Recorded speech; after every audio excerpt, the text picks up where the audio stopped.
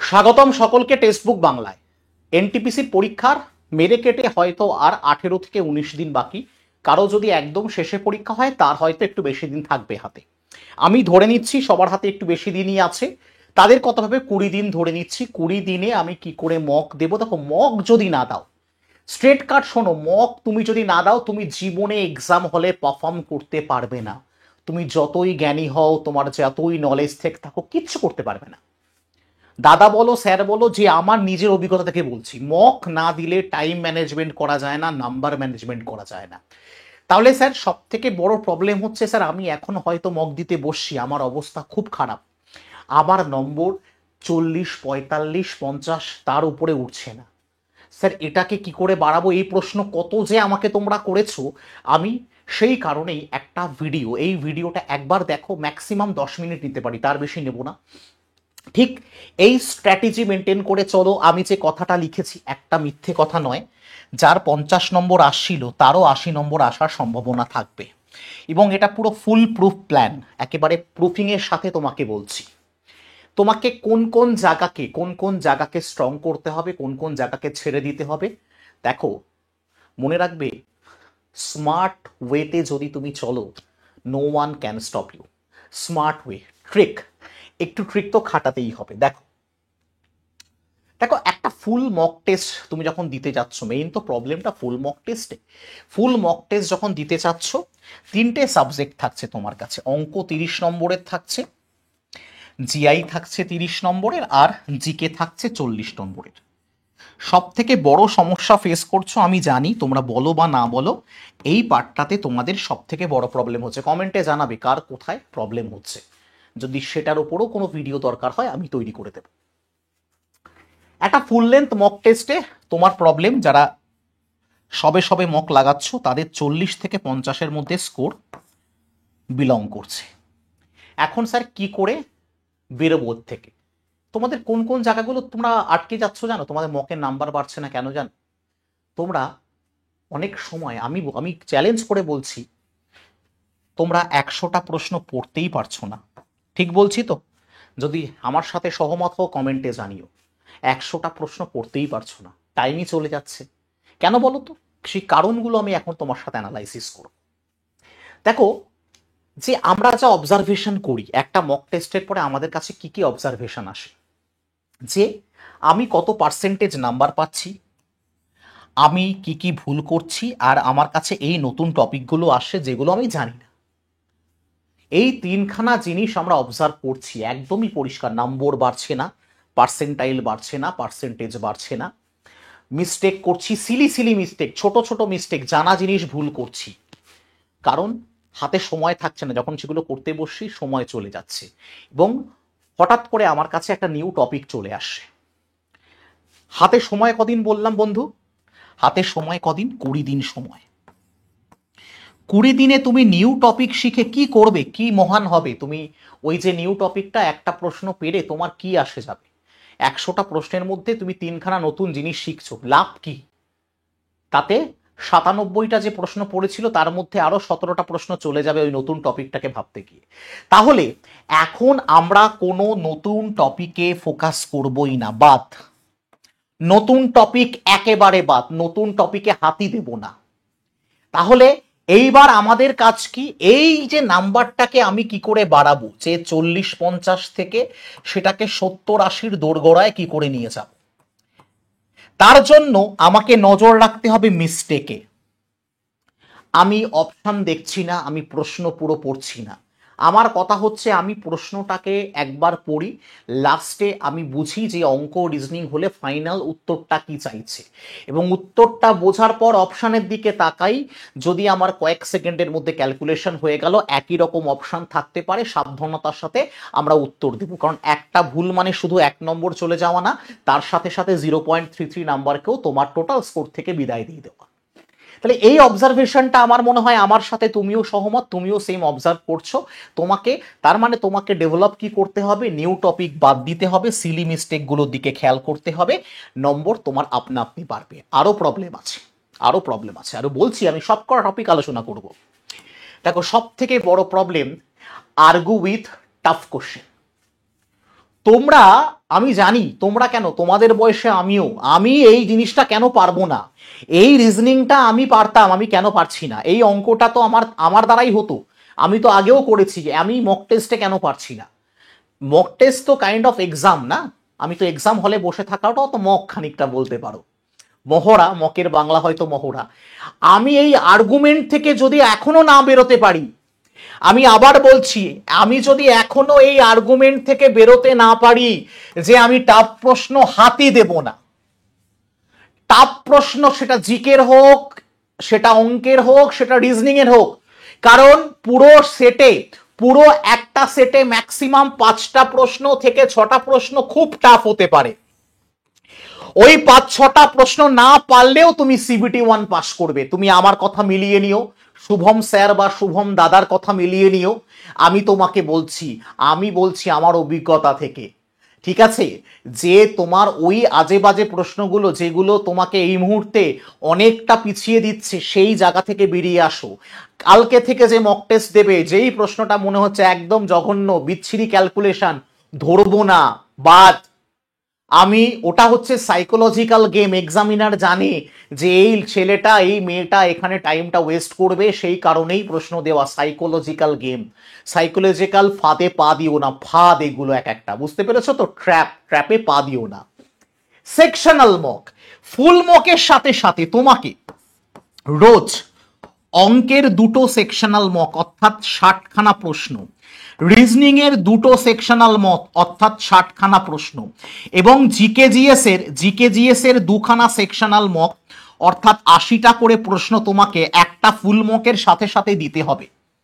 তাতে তুমি কত পাচ্ছ না পাচ্ছ ম্যাটার করছে না, কিন্তু তুমি টাইমে শেষ করছো, টাইমটা ম্যাটার করছে। কারণ পরীক্ষার হলে তুমি যদি 100টা প্রশ্ন না পড়ে আসতে পারো, তার থেকে ব্যথার আর কিচ্ছু হবে না। এবার এটা তুমি মেনটেন করো, তোমার 2 দিন পরে যদি তোমার মক টেস্টে নাম্বার না পারে, আমাকে বলো আপনার কথা শুনেছি মক টেস্টে নাম্বার বাড়েনি। এইবার র্যাপিড রিভিশন, এটা একটা মারাত্মক দরকার।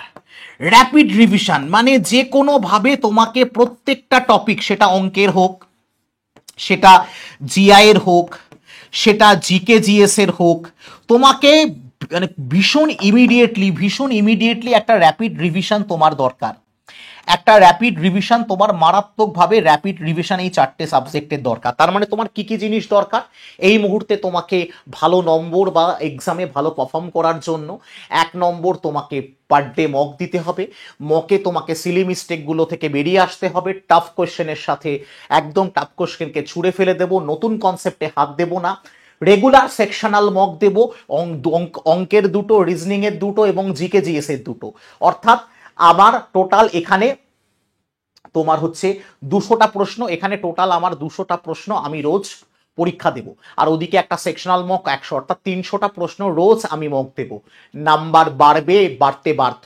স্যার সহজ অঙ্ক পারছি না, সেটা পরে অ্যানালাইসিস করো, যখন মকটা হয়ে গেল, যে সহজ অঙ্কটা পারলে না বা সহজ প্রশ্নটা পারলে না সেটা অ্যানালাইসিস করো। কঠিন প্রশ্নে অ্যানালাইসিসে বসো না, আমি কঠিন প্রশ্নটা কেন পারলাম না, দেখি তো সলিউশনটা, দেখো না সলিউশনটা, ওই সলিউশন দেখে বুঝতে তোমার আধ ঘন্টা লেগে যাবে, তোমার হাতে অত সময় নেই, কারণ তোমাকে এই র্যাপিড রিভিশনটাও করতে হবে।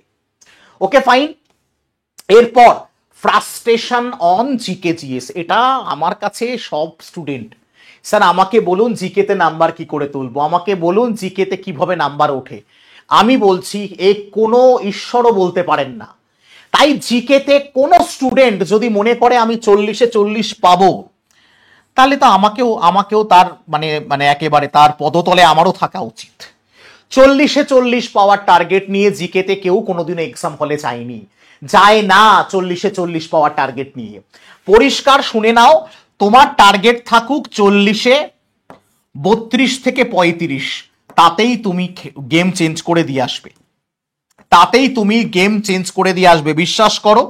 তুমি জাস্ট এইটুকু টার্গেট রাখো, 32 থেকে 35 তুমি জিকেতে তুলতে পারবে, 40-এ 40 তোলার চেষ্টা করেও না। এবং এটা করতে গিয়ে তোমার অঙ্কও 12টা বেজে যাবে, তোমার জিকেও 12টা, তোমার রিজনিংও 12টা বেজে যাবে। তো এই জন্য বলছি যে টপিকগুলো থেকে কনফার্ম নাম্বার, সায়েন্স একদম আরামসে পড়ো, হিস্ট্রি যেখান থেকে আরামসে নাম্বার পাবে, জিওগ্রাফি যেখান থেকে আরামসে নাম্বার পাবে, পলিটি যেখান থেকে, সংবিধান থেকে আরামসে নাম্বার পাবে, সেগুলোকে আগে রপ্ত করো। এইবার কারেন্ট অ্যাফেয়ার্স রোজ দেখো, আমি আগেও বলেছি, এখনো বলছি, 6 থেকে 8 মাসের কারেন্ট অ্যাফেয়ার্স দেখো, যদি কপালে বাঁধে তো ভালো, না হলে গেল।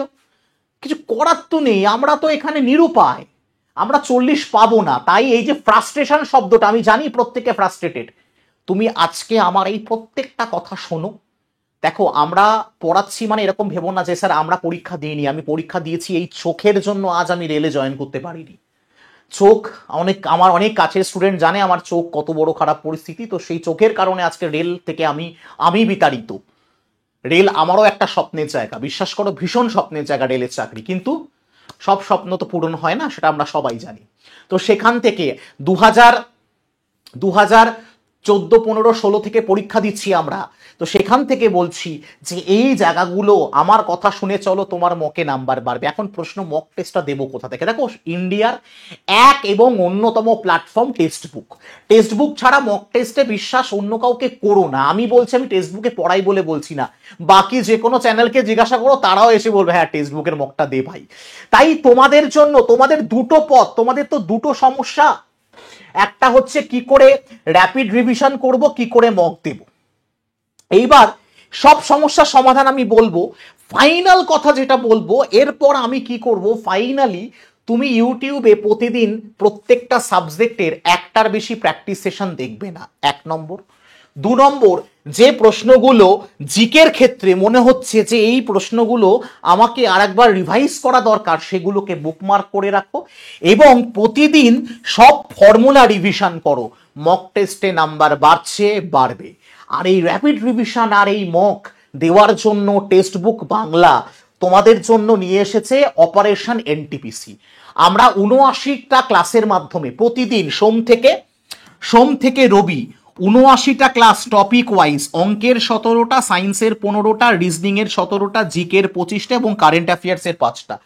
79টা ক্লাস আমি করাবো এবং সারা রেকর্ডিংও থাকবে। লাইভ যদি নাও করতে পারো, তার রেকর্ডিংও থেকে যাবে। এবং এই 79টা ক্লাস করার পর আমরা রবিবার সানডে করে তোমার জন্য রাখছি গুগল মিট সেশনে তোমার এই যে ডাউটগুলো তুমি বলতে পারছো না, তুমি রবিবার করে আমাদের বলো যে স্যার আমার এখনো এখানে ঘাটতি আছে, কি করে সমাধান করব, আমরা বলবো। এই প্রথম আমরা নিয়ে এসেছি গুগল মিট সেশন, প্রত্যেক রোববার থাকবে এটা যতদিন না পরীক্ষা হচ্ছে। এবং এটার সাথে যে মক টেস্টের কথা হচ্ছিল, এটার সাথে যে মক টেস্টগুলো আমরা দেব, তোমাকে আমি মক টেস্ট দেব, ফুল লেন্থ মক টেস্টই প্রায় পেয়ে যাবে 4000-এর উপরে। 390টা স্টাডি ম্যাটেরিয়াল পাবে এবং 10,700 প্র্যাকটিস কোয়েশ্চেন পাবে। কত টাকা? 349 টাকা। হ্যাঁ, একটা পাস প্রো মক টেস্ট কিনতে 699 টাকা লাগে, সেখানে তুমি 349 টাকায় 79টা লাইভ ক্লাস পাচ্ছ, তার সাথে সাথে সব মক টেস্ট গুলো পেয়ে যাচ্ছ। কি করতে হবে? এই নাম্বারে হোয়াটসঅ্যাপ করো, আমি তোমাকে অপারেশন এনটিপিসি লিংক দিয়ে দেব। দাম আহামরি কিছু না। আর যদি মনে করো কোনো কুপন কোডের প্রয়োজন, এই যে কুপন কোড SHUB, এই কুপন কোড ব্যবহার করো। এই কুপন কোড ব্যবহার করলেও তুমি সেম ডিসকাউন্ট পাবে। তাহলে পরিষ্কার বলছি যে এই নাম্বারে দ্রুত হোয়াটসঅ্যাপ করে নাও তোমার র্যাপিড রিভিশন এবং মক টেস্টের সব সমস্যা। আবার বলছি, মক টেস্টে যদি সমস্যা হয় আমার সাথে তুমি কথা বলতে পারবে সরাসরি গুগল মিট সেশনে। তাই দেরি করো না, তোমার আর সময় নষ্ট করব না, এই পন্থাগুলো অবলম্বন করো, একেবারে শ্রেষ্ঠ পন্থা। তোমার মক টেস্টের নাম্বার পরশু দিন থেকে বাড়বে, কালকে অ্যাপ্লাই করবে, পরশু দিন বাড়বে। না বাড়লে 2-4টে গালাগাল দিয়ে দিও, ব্যাস, আর তো কি, এটা তো করাই যেতে পারে।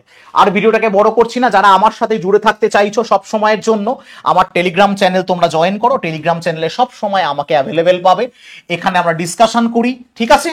ব্যাস, বাদ বাকিটা তোমার সাথে অন্য কোনো ভিডিওতে, অন্য কোনো ক্লাসে কথা হবে। এখনকার মতো বিদায় নিচ্ছি, ভালো থেকো, সুস্থ থেকো, জয় হিন্দ।